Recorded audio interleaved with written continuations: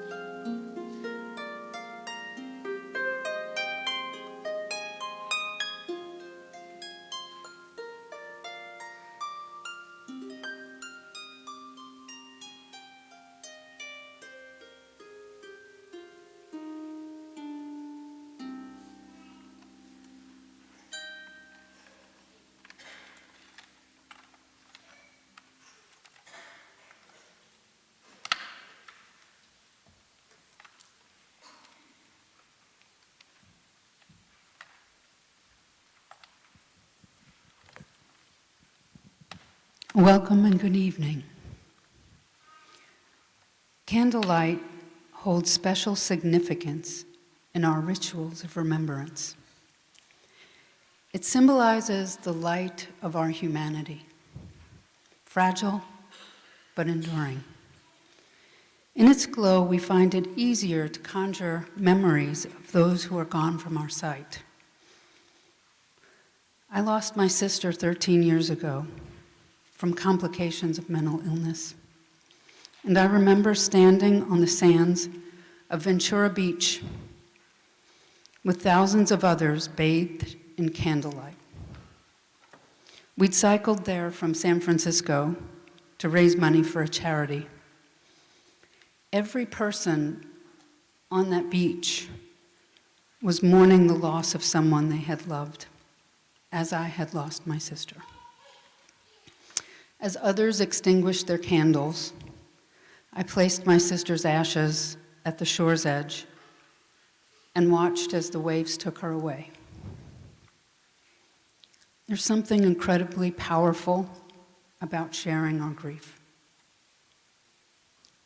There's something incredibly powerful about sharing our grief. Tonight, I have the honor to light our candle of remembrance, which symbolizes the lives we celebrate this evening. However, this is not my honor alone. I share this privilege with the team of professionals that provide incredible care and support throughout the years to those we serve. So before I light our candle of remembrance, I would like to ask the members of our team to stand. If you are a member of our interdisciplinary team of CNAs, nurses, doctors, chaplains, social workers, and patient volunteers, please stand.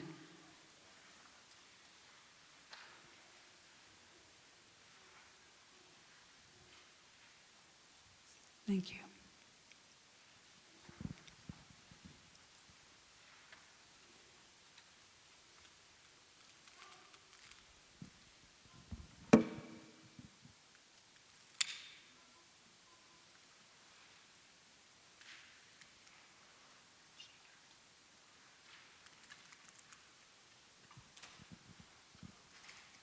Let there be light. We light this candle in memory of those loved ones no longer with us, those lifelong companions not beside us today, nor waiting for us at home. We remember the importance of their lives in ours, and we are keenly aware of their absence. May this light illuminate, even in a small way, a little of the darkness we feel.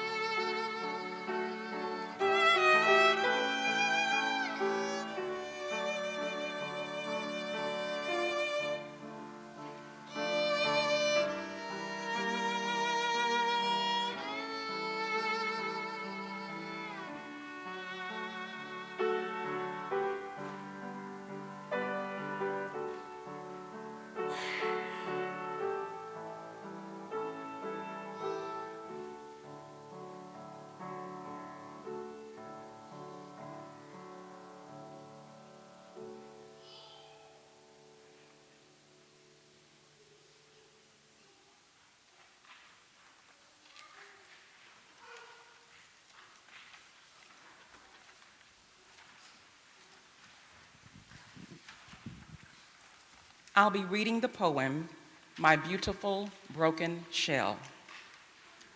Dawn has broken on a beautiful day here at the ocean.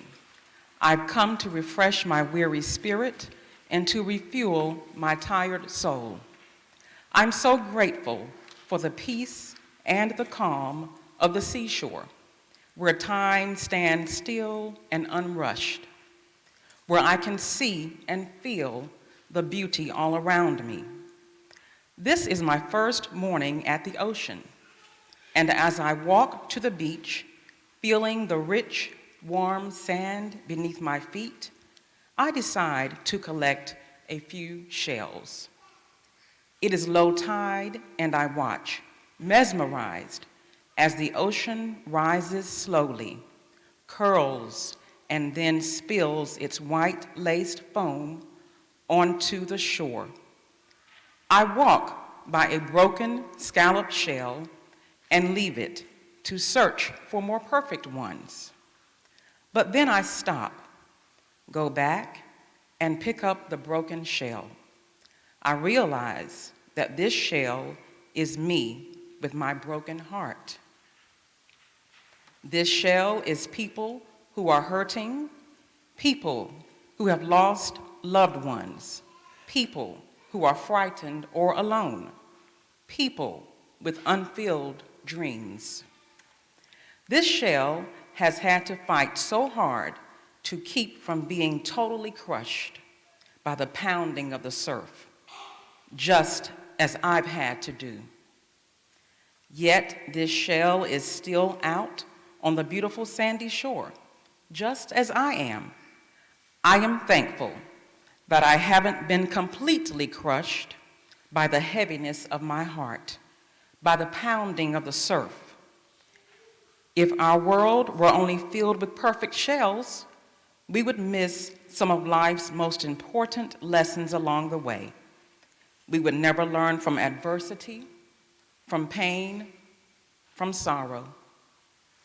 I am thankful for all that I have learned from my brokenness, for the courage it takes to live with my pain, and for the strength it takes to remain on the shore. Broken shells teach us not to look at our imperfections, but to look at the beauty, the great beauty of what is still left.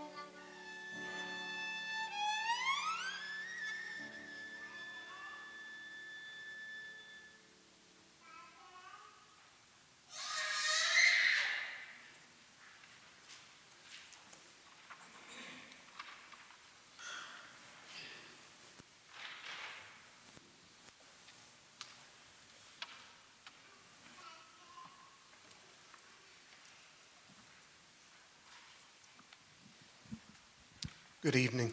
Would you all join me in the responsive reading? And you will be reading those words that are in bold.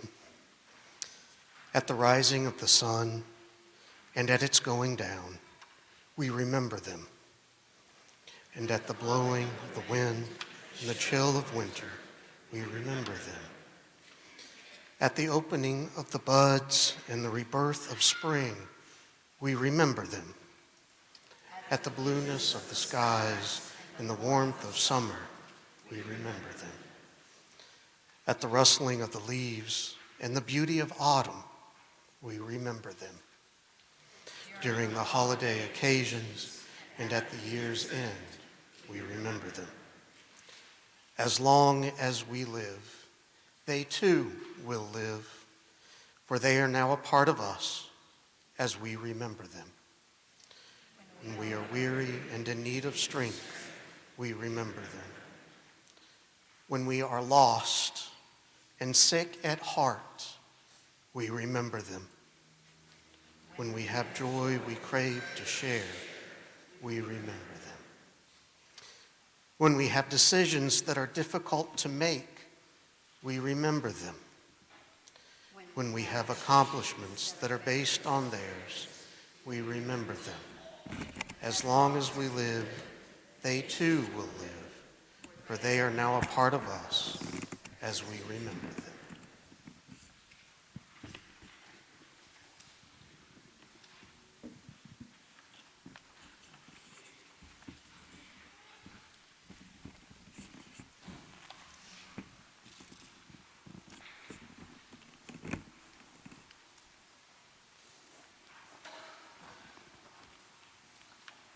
Good evening, everyone. I'm grateful to be here with you this evening as together we take on a sacred task, the task of remembering and of rekindling hope. My name is Rabbi Grace Gleason. I serve Beth David Synagogue, which is just down the road, and I am grateful this evening to join with neighbors and colleagues and friends, as well as to participate in AuthoriCare's holy work in our community. Thank you for having me.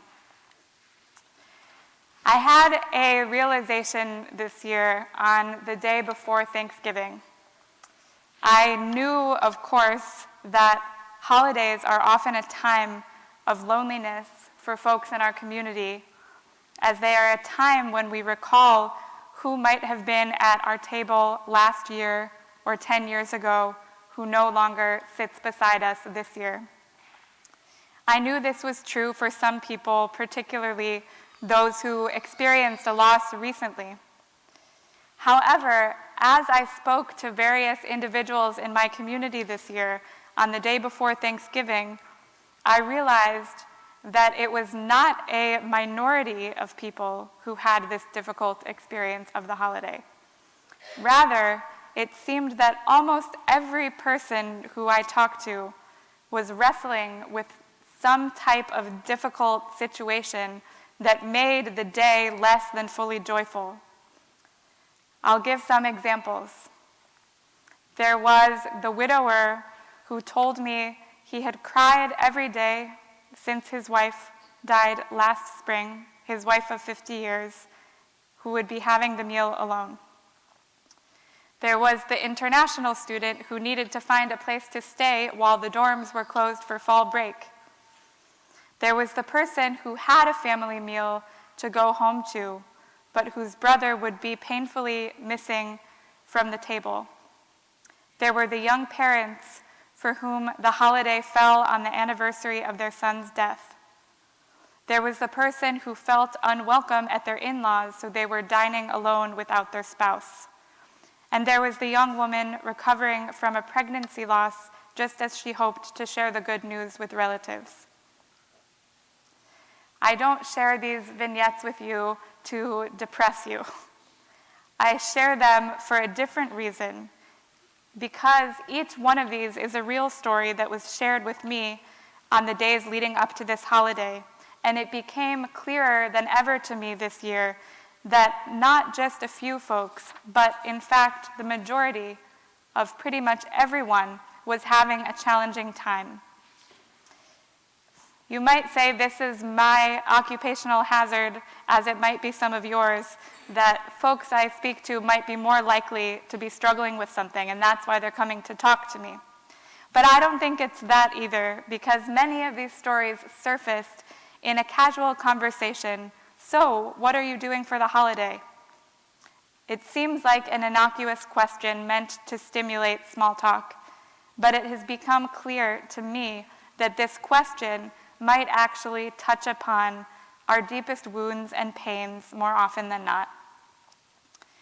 But what also struck me about this realization, and why I'm really sharing these stories, was that it seemed that most people assumed that everyone else was going home to a happy and complete family, and that they were the odd ones left out in their grief.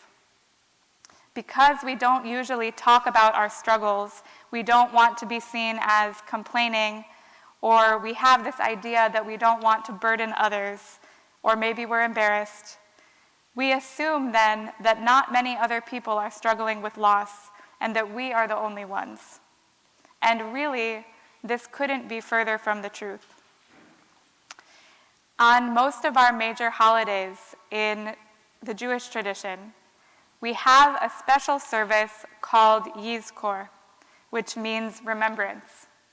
And this is a prayer that we say in honor of our parents and grandparents and those that we have lost, to honor their memories. And during this service, some people have the tradition to leave the room if both of their parents are still alive, partly out of a superstition. And I give people time before this service begins to leave the room. As someone myself who lost a parent at a young age, I've always, since I was a child, stayed in the room for this prayer. I remember an experience I had in college when I attended a synagogue in Chicago. The congregation was mostly people in their 20s and 30s. It was Yom Kippur, and the time came for the Yizkor service, the special memorial service. Many people left the room. I stayed. And then I looked around the room, and I realized that I was in a room of people my age who had been through the same experience of loss of a parent that I had. I realized that we were all saying these prayers together, and we all knew what they meant, and I felt so much less alone in that moment. That is partly what everyone gathered in this room tonight is offering to ourselves, and that you're offering to each other. You can look around the room right now and know that every person in this room has been touched by loss in some way, perhaps this year, perhaps the previous year. And I invite you to actually look around and notice that. Whether we are anticipating it or grieving it or remembering the experience of grief, none of us are alone, and all of us are in this room for a reason. This is another version of Yizkor. It's when we can look around the room and understand that we are not alone. In the Jewish tradition, our mourning practices are designed specifically to constantly remind us that we are not alone when we are in the midst of our grief. And I believe that there is a great wisdom to this. We have the tradition of saying the Mourner's Kaddish, a specific prayer of mourners that one may not recite alone, but requires a quorum of 10 adults. Our grief prayer can only be said in the presence of 9 other human beings. And there is a reason for this. This rule guides mourners precisely at the time that you might be familiar with of feeling that we want to isolate, when we don't want to go out. This rule guides us in the direction of community. This is the precise time at which we are guided to come back to each other. And this is also something that everyone here tonight who chose to come here did for themselves in a moment when you were perhaps tempted to stay home and curl up with a book or watch TV. You chose to connect instead, and this is a gift that you are giving to yourself and to others. Clearly, those in attendance tonight have this figured out, but it's worth reminding that we are not alone in our pain. I want to share with you a beautiful, I think, and mysterious story from the Talmud, our holy text of law and story, which is about 1,500 years old. And the story is about two famous rabbis, a teacher and a student. It goes that one well-known rabbi, Rabbi Elazar, became sick, and his teacher, Rabbi Yochanan, entered his house to visit him and saw that he was lying alone in a dark room. The teacher then did something interesting. He exposed his arm, and the text relates that light radiated from his arm, filling the house. He then saw that his student was crying and said to him, "Why are you crying?" Thinking that his crying was over the suffering that he endured throughout his life, the teacher attempted to comfort his student. If you are weeping because you did not study as much Torah as you would have liked, remember that we learn. One who brings a large offering and one who brings a meager offering have equal merit as long as they direct their hearts to God. That attempt to comfort was unsuccessful. No response. The teacher was doing what so many of us do in our attempts to comfort someone. We continue to search for a thought or a reframe or an idea that will make someone feel better. And he continued to do this. The teacher said to his student, "If you are crying because you lack sustenance and you're unable to get a job," which was in fact true of this rabbi, he said, "Not every person merits to eat from two tables. You eat from the table of Torah and wisdom, so you need not bemoan the fact that you are not wealthy." The teacher was trying to comfort by complimenting his crying friend in what seems to be a very backhanded compliment. Are you also crying because you have no money? At least you're pious. It's not exactly comforting. There's no response, and the student continues crying, and the teacher goes on in his attempts.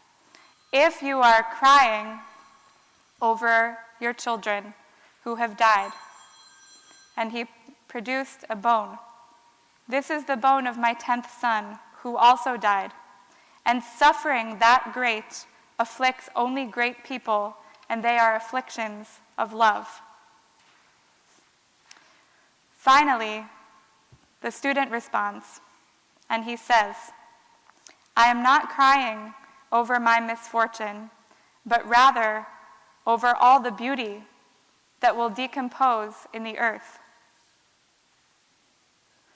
It seems that a realization then hits his teacher in that moment, because he stops trying to comfort his friend and stops giving different comforting thoughts, and instead he finally has a different response.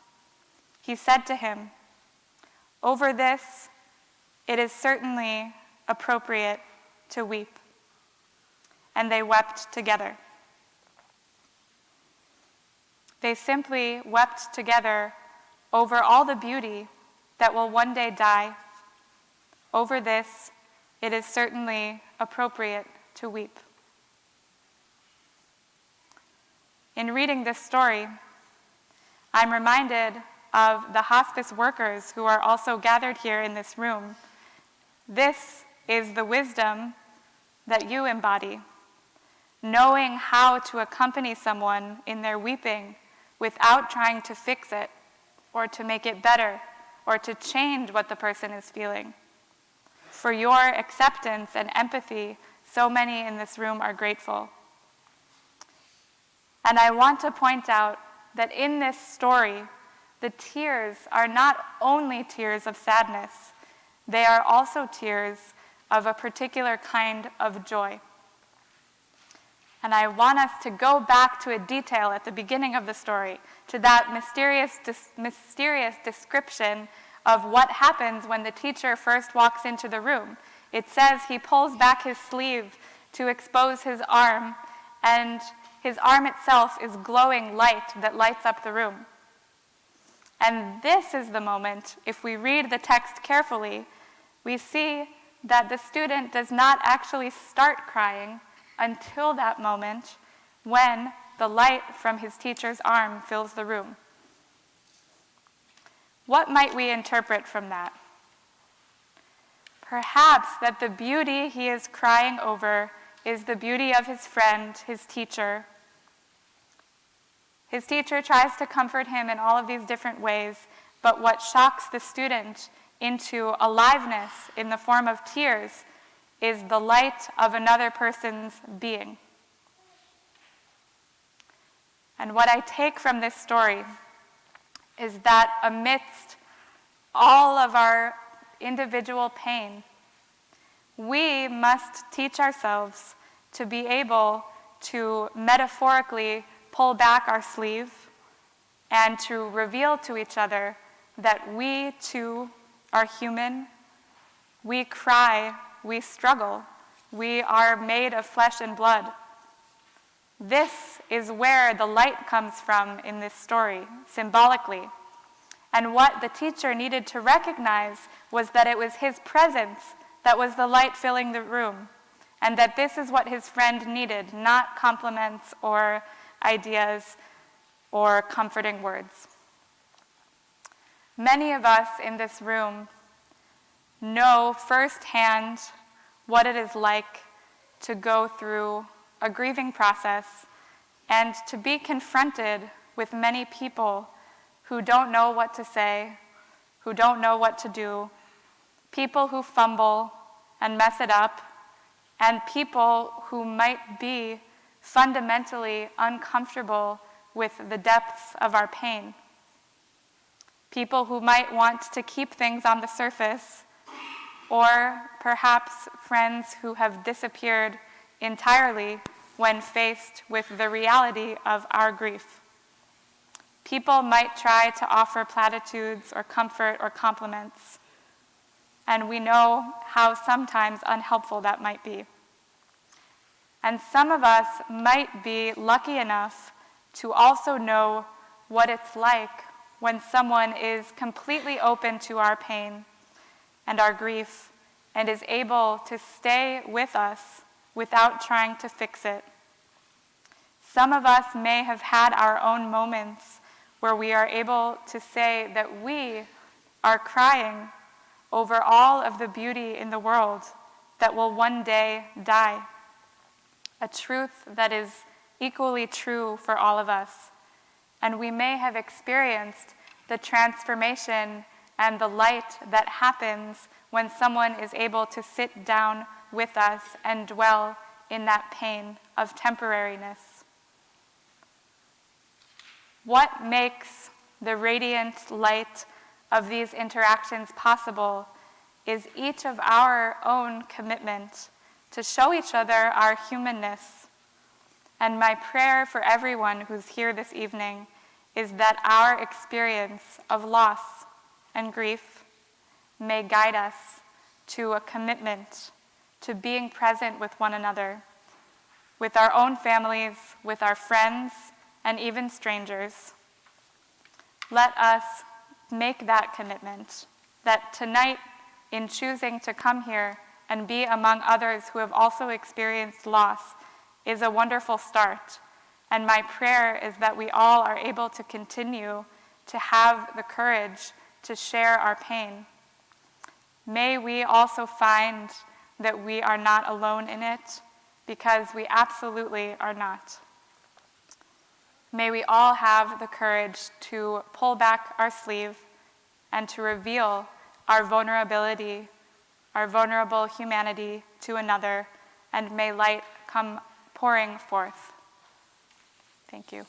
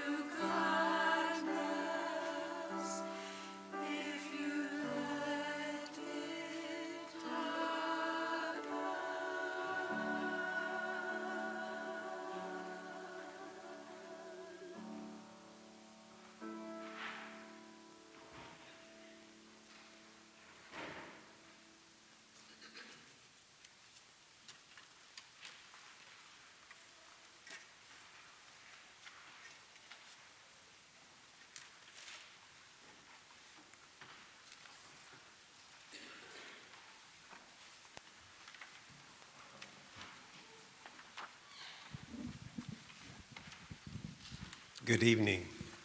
Now is the time in the service where we share the flame from our candle of remembrance. I would like to now invite the candle lighters to come forward. And for those who are watching online, we invite you to light your candle.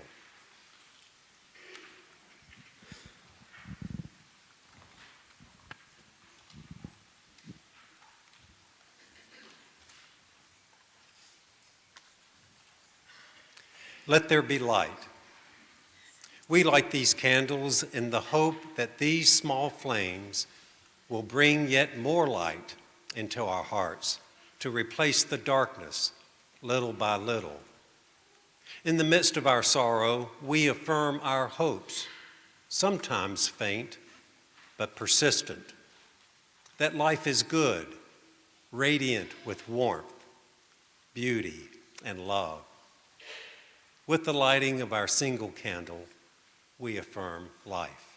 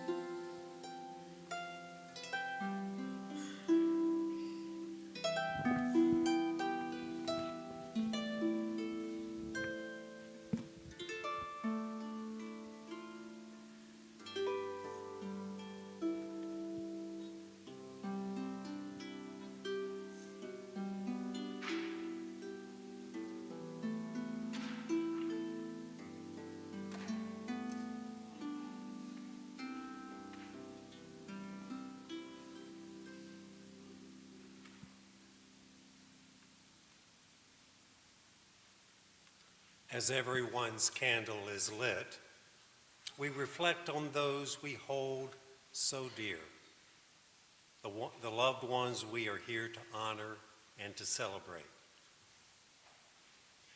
We do honor our loved ones in this sacred time with our very personal thoughts and feelings. We acknowledge the bond we share because of the grief each one of us is carrying.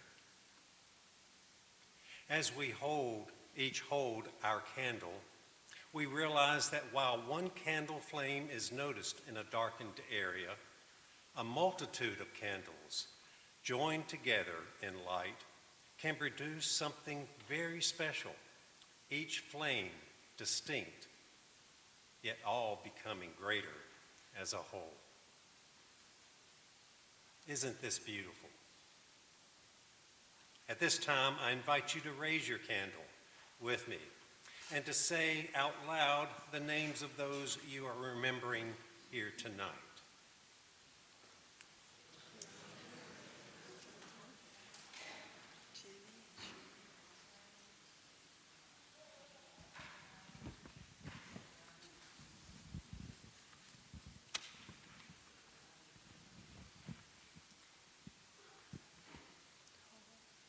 As we hold our loved ones in our hearts, the light of their life is with ours. Each life uniquely held, and as we share with each other, the sharing leads to a richer wholeness and healing. May we continue to share the gift of our loved ones, a lasting light that no grief can ever overshadow in darkness. All are welcome to keep their candle if you wish, but we now come to the time to extinguish the candle flame. As we do so,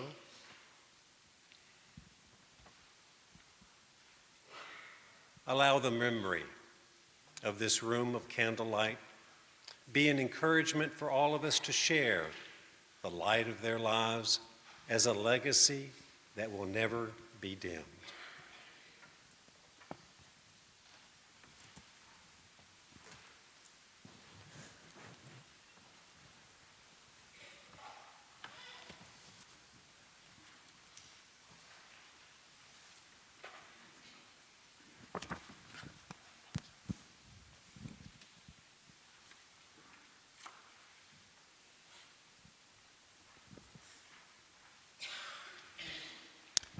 On behalf of the board and the team of AuthoriCare Collective, I want to thank you for your presence this evening.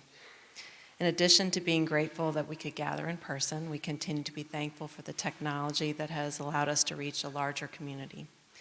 We extend a thank you to First Lutheran Church for hosting this meaningful service since 2013. A video recording of tonight's service is currently available on the AuthoriCare Facebook page and will also be posted on our website. If you found our service to be comforting, feel free to listen again and share the recording with others. For those of you who've placed lights on the hospice trees of remembrance, thank you for your thoughtful contributions. Please know you can continue to honor and remember special friends and family members with a gift throughout the month of December. I encourage you to visit one of our 3 hospice trees of remembrance tonight or any evening this month. In Greensboro, a hospice tree of remembrance stands in front of the Less Center on Summit Avenue, and a community tree of remembrance in front of the Contour Building in downtown Greensboro. In Burlington, you can enjoy the hospice tree of remembrance located in front of AuthoriCare's hospice home on Chapel Hill Road. The circular drive leading to the home will be lined with luminaries, offering you easy access to view the tree. Our hospice trees of remembrance shine brightly because of a caring community, a community of friends, family, co-workers, and neighbors who have chosen to honor and remember somebody held dearly by one of you. May these trees, with their tiny lights shining in the darkness, remind us of what is possible when we share our light with others. Let it remind us we are not alone.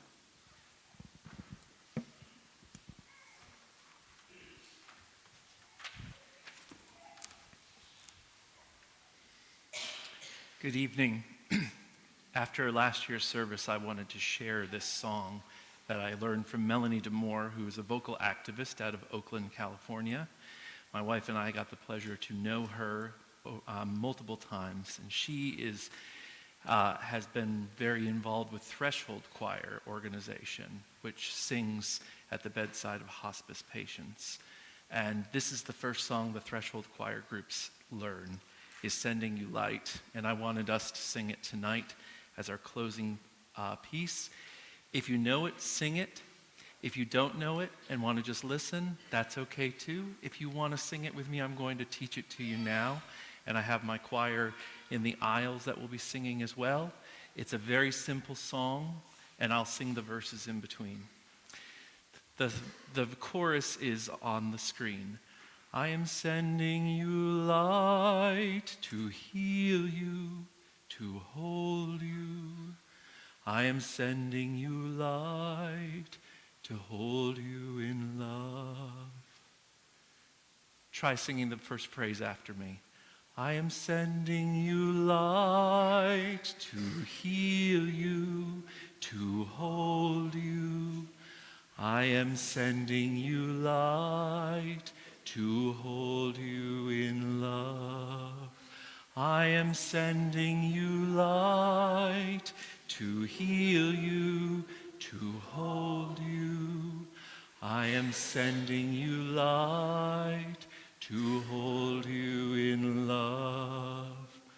And that's the chorus. So now we're going to sing this. If you would like to, please join. Together. I am sending you light to heal you, to hold you. I am sending you light to hold you in love.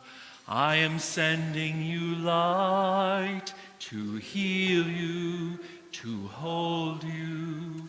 I am sending you light to hold you in love.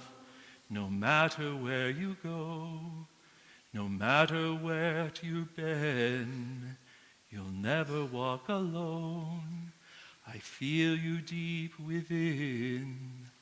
I am sending you light to heal you, to hold you.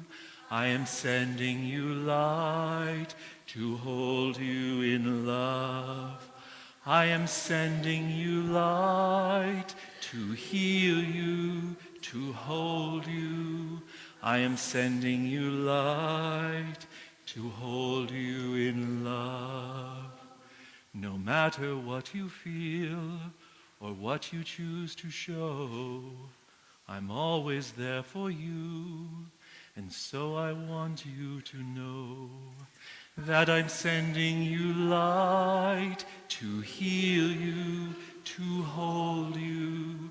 I am sending you light to hold you in love. I am sending you light to heal you, to hold you. I am sending you light to hold you in love. I walk the path with you. Go slow, dear one, don't hurry. I'll go just like you need to go. There is no need to worry. 'Cause I am sending you light to heal you, to hold you. I am sending you light to hold you in love. I am sending you light to heal you, to hold you. I am sending you light to hold you in love. I am sending you light to heal you, to hold you. I am sending you light to hold you in love.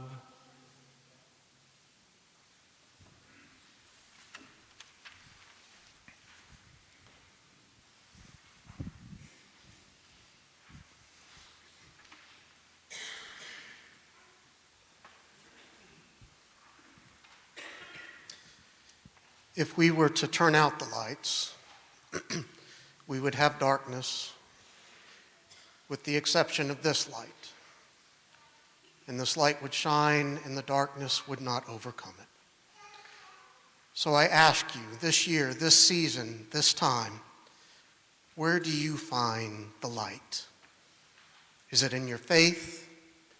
Is it in family who listens, a friend who's there for you? Perhaps it's on the golf course, I don't know. But I ask you, where do you find that light? And once you have found it, cling to it, hold on to it, use it, utilize it so that it will get you through life's darkness. Through moments of grief, through moments of loss, hold on to that light. Know that you are loved by those gathered here, by us, by all who care for you. And let that light shine in you so that it may be a beacon to others. Go forth to love and know that you are loved. Amen.